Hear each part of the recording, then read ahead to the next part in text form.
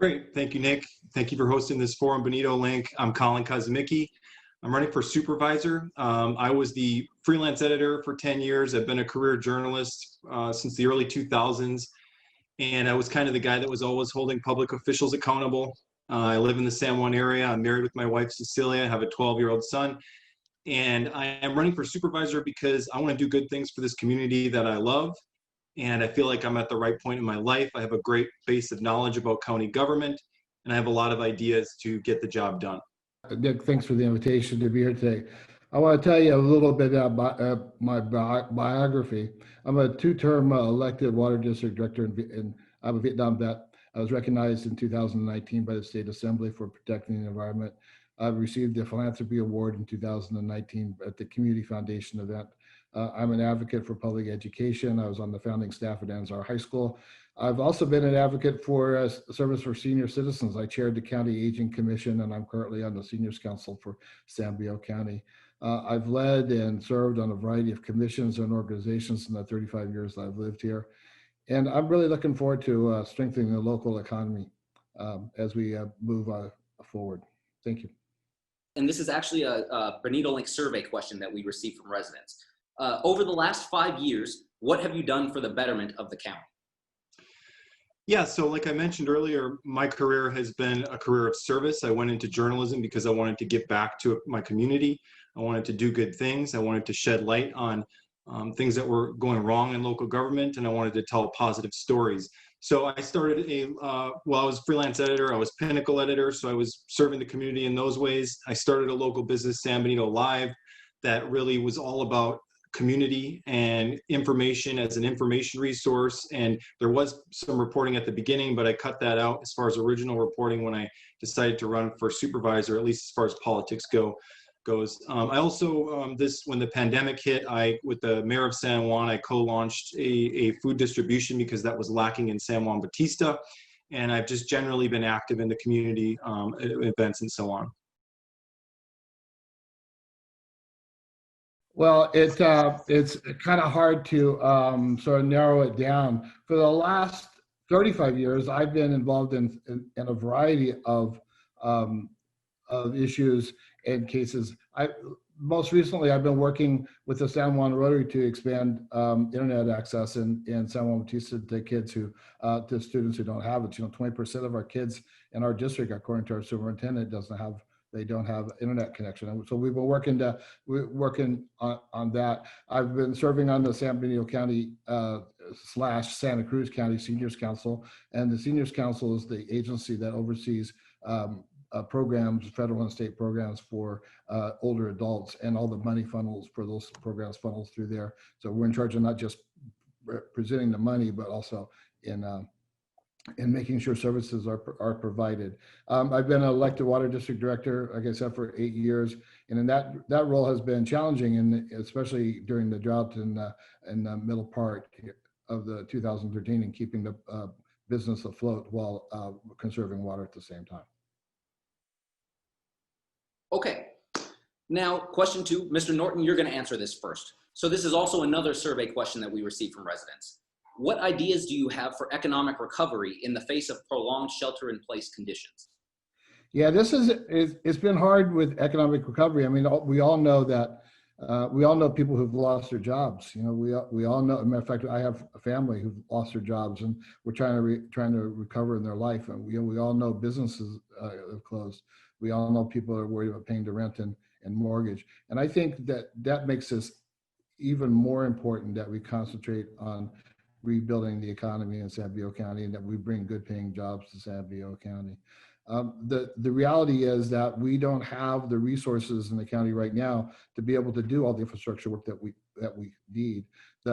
In fact, the loss of sales tax in Hollister and San Juan Bautista is making it even harder to come up with the resources to fix the infrastructure. We need to concentrate on bringing jobs to San Diego County. There has never been a higher priority on recruiting good paying jobs than there is right now.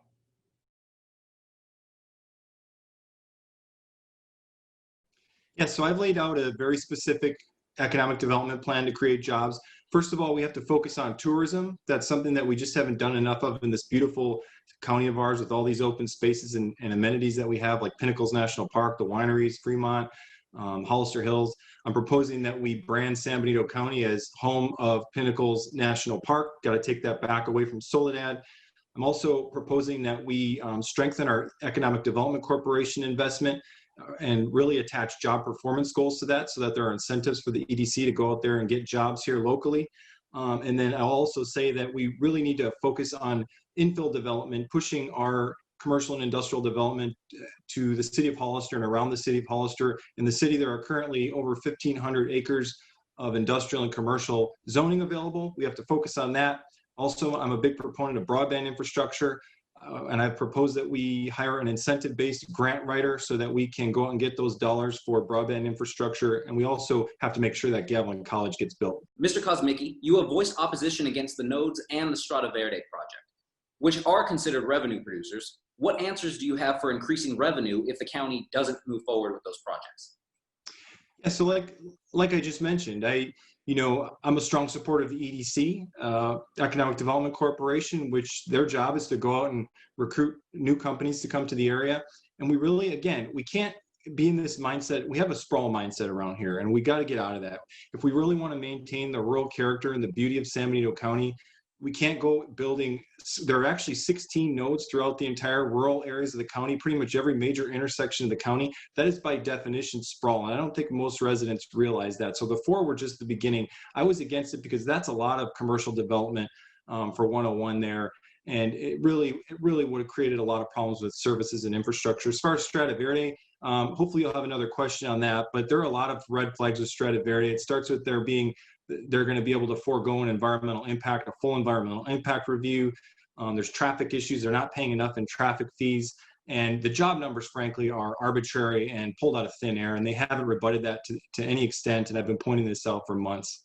Mr. Norton, you have supported the nodes and the Strada Verde project. How do you plan on protecting the rural character of the county if those projects are approved? Well, the rural character comes through the whole planning process. I mean, that's why we have a planning process. We have a very public planning process to do exactly that. I mean, I did support the C3 zoning ordinance that was subject of Measure K in large part because it was a much better zoning requirement to actually make sure that we kept things into the rural character. We have a very robust process to review projects and to have public review and to have public input into exactly what it is that gets built out there, or on any kind of project. And I want to just go back to a second about the whole notion about whether or not there's going to be a environmental impact report at Strada Verde. The county is in the process right now of hiring the consultant to do it. It says on item 12 in the initiative that they're subject to CEQA and that they're going to do an environmental impact. So, Mr. Norton, this is now your opportunity to ask the other candidate a question, and Mr. Kosmicki will have 1 minute to respond. We'll start the time when Mr. Kosmicki starts his answer.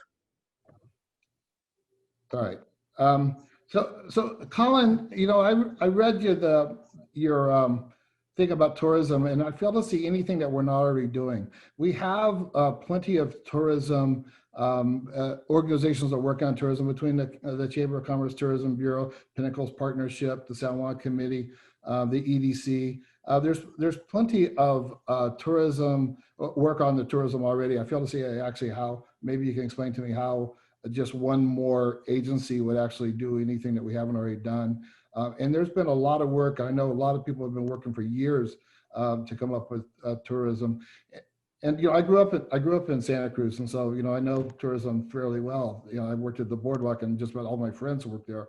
And besides it being sort of the industry of minimum wage jobs, I also know it takes a lot of infrastructure to do tourism, including motels and hotels, and you've got to have stuff that once they get here to do. So how exactly is your tourism plan anything that's any different than what we already got? Yeah, great question. So first of all, currently the Chamber of Commerce has a tourism bureau. I think the Chamber of Commerce is resource strapped. They don't have the resources to handle this big of a job, and they're a membership driven organization. So they're naturally going to have bias toward doing what's right for their members as opposed to the county as a whole. And so what I've proposed is a consolidated effort, really focusing the tourism marketing effort. Right now, you pointed out exactly the problem. We have all these different organizations that have all these different interests that are going in all these different directions. We need to consolidate that effort. And so I'm proposing that we have an independent tourism bureau that is solely focused, a multi-jurisdictional tourism bureau that is solely focused on tourism promotion. And I don't think we're doing enough. And I think really the biggest signal of that is that we don't market Pinnacles. We should be home of Pinnacles National Park. How did Soledad take that and the county doesn't have that as our branding? That should be ours, and we got to go back and get it.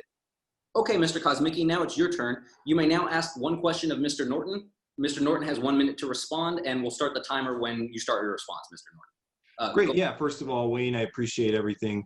I have a great respect for Wayne Norton, and I couldn't imagine somebody that I would really. This is a great. I think the community is going to have somebody who's a committed leader either way. My question is, obviously growth is something that I've really talked about a lot in this campaign. And so my question is, are you in favor of slower housing growth as a whole, not just when it comes to, now I've talked about affordable, that we definitely need affordable, but single family housing, we have like 6,000 homes in the pipeline.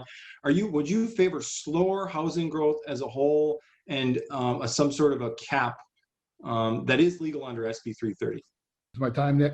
So let's start with a cap question first, because frankly, I don't think caps work.